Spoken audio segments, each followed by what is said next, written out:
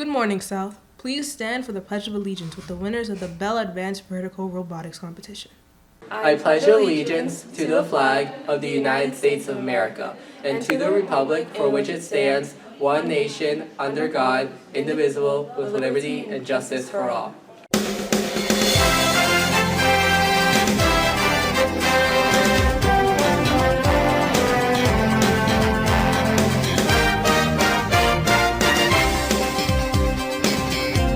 We'll hear more from them later in the show. Good morning once again, and welcome to the Falcon Report for this Friday, the 9th of December, a day one.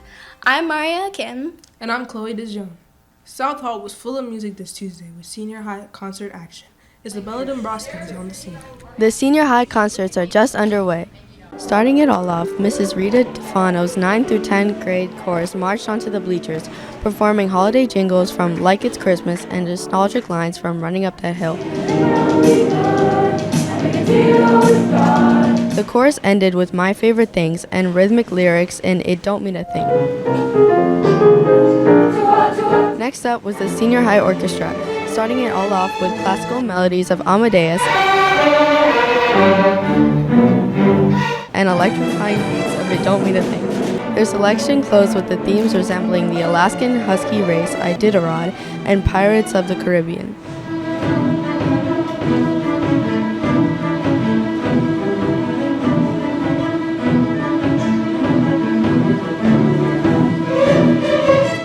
Mrs. Rita Defano's senior high chorus took the stage next, opening with The Dream Keeper and Mary Did You Know, and ending with the Broadway tune Waving Through a Window from Dear Evan Hansen.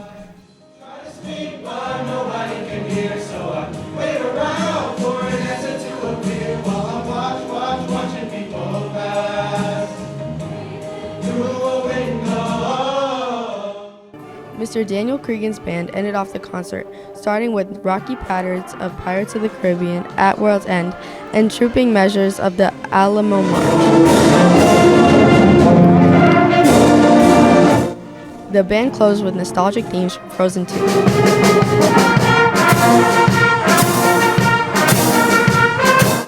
Judging from the applause, this concert was definitely a success for students and teachers. For the Falcon Report, I'm Isabella Dombrowski. This Monday, International Volunteer Day, South High School's very own Key Club hosted and organized this Day of Aid. With a plethora of activities to choose from, each student who wanted to participate entered their name in order to be placed in a select volunteer group. Some activities included making thank you cards for custodians and running attendance passes, along with the hangout of their peers, and even assisting teachers in cleaning their closets. All of these acts of service were completely volunteer organized, meaning the students gave up their lunch periods to the cause. With all of these kind-hearted tasks finished, students fulfilled South High School's motto of small acts of kindness make a big difference. We thank all that participated in this amazing day of South service. Students in Mr. Michael O'Brien and Mr. Peter Mastroda's 8th grade U.S. history classes recently took on the annual immigration project. Using Microsoft Video Editor and other programs, students created short movies highlighting each immigrant's journey to the United States. There was a range of distinctive stories as each immigrant documented their struggles, hardships, motivation, and things they missed about their country. Some students relayed how their parents worked hard to establish a family in America so they would have a better life. Students also explored their culture, showing traditional customs distinctive to their ethnicity. After completing their projects, they presented the movies demonstrating how each immigrant's story is unique and personal. Andy Huang and Angel Schultz have placed high in the Bell Advanced Vertical Robotics Competition. Emily Knopfdorf had the chance to speak with them regarding their accomplishment in the competition. Emily? So how did you guys get involved with this? So my sister was a part of the C-STEP program, which hosts all of these classes in the VEX competition. So through her, I was able to go to the program and get to know the people there. Early in the year, I asked my guidance counselor for an application for the STEP program, and she sent me it. I filled it out, and I was admitted. And can you tell us about this program? So our program consists of students from all different schools within Nassau County, and we basically use Adelphi as our meeting space to take any classes or courses that you may be interested in, such as psychology and Python. And the VEX Robotics class meets twice a week, Friday evenings and Saturday mornings, and we basically just work on any robots that are in construction. So what exactly is the Bell AVR competition, and what was the process of getting to the national level? So during Bell AVR, we constructed a drone from scratch, which we took to multiple competitions. At these competitions, it was meant to replicate a fire escape. So we had taller buildings that were electronically controlled to represent fire, and our drone would have a laser that would be used as a water hose to take out those fires. And we also had balls that replicated water that could be used to dump into the top of the buildings. On the ground, we had our support team, which consists of smaller vehicles that could be used to knock down burning forces. Our first two competitions were hosted in Maryland, which represented teams from all the eastern teams, schools from the eastern coast of the United States. And we placed second at the competitions in Maryland, which qualified us for national championships at UT Arlington in Texas. So we flew out to Texas last weekend, and we ended up placing in top 7. And we also won the Exemplary Team Award, as well as the Best Presentation, and Judge's Choice Award that we won in Maryland. Well, thank you so much for joining us, guys. Congrats. Back to you in the studio.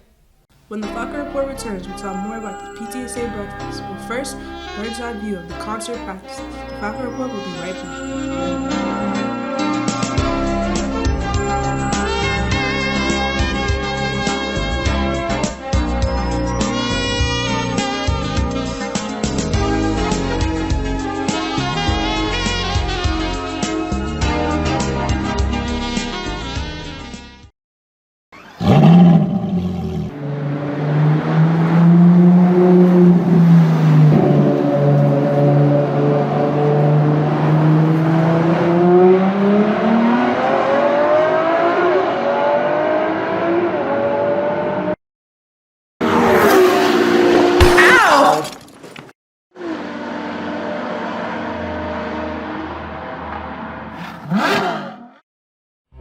Everyone, please take your books out. We're going to turn to page 822. We're going to be learning today about economics in the modern age. Now, can anybody tell me about what system of economics we use today? That's right, Keynesian economics. Mr. Keynesian economics. Now, can anybody tell me about Ronald Reagan's economic system he initiated, also known as this class is so boring. I know, this isn't real economics. This is an economics class? We want to rehearse for cultural society. Cultural society? Well, why didn't you say so? Let's go practice.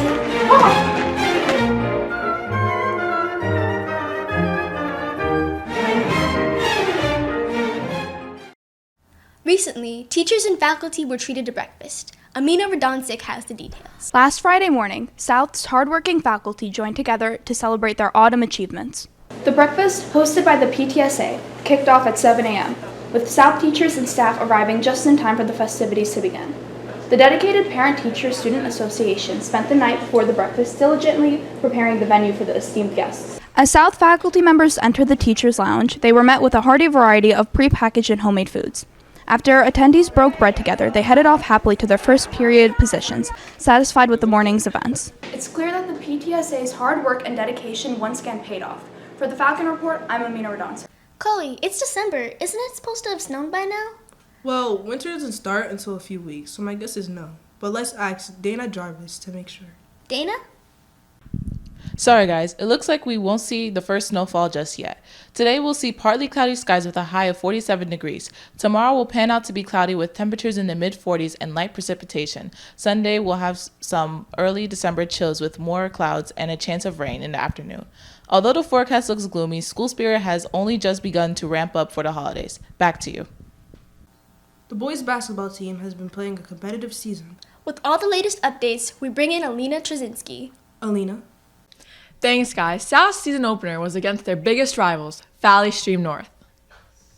It was clear from the first quarter that the game would be really close, as the Falcons and Spartans kept trading big play. Senior Nick Parisi was powerful down low, driving past North's defenders to score key points. Then, in the second quarter, the Falcons pulled away. Annie Durant was a high scorer, and Brady Del Valle had a high impact every minute he was on the court. With Del Valle in foul trouble early in the third, the Spartans mounted their biggest run of the game. But South had an answer. Dylan Wallace and Brady Del Valle combined for 12 points. The key to South's game was highly disciplined defense. South had some key blocks and also forced North into many low-probability shots. The result? South held the powerful Spartans to only 41 points and came away with a 5-point win. After South defeated Hewlett on Wednesday, the Falcons are now 2-0 and looking really good. And that's sports. That's all for this edition of the Falcon Report. For Chloe Dijon, I'm Maria Kim. Have a great weekend, Sal. I'm so excited for the holidays. Here. What? Do you know how much school we have left? You know how many tests I have? You know everything I have to do? Bro, we have like 3 weeks.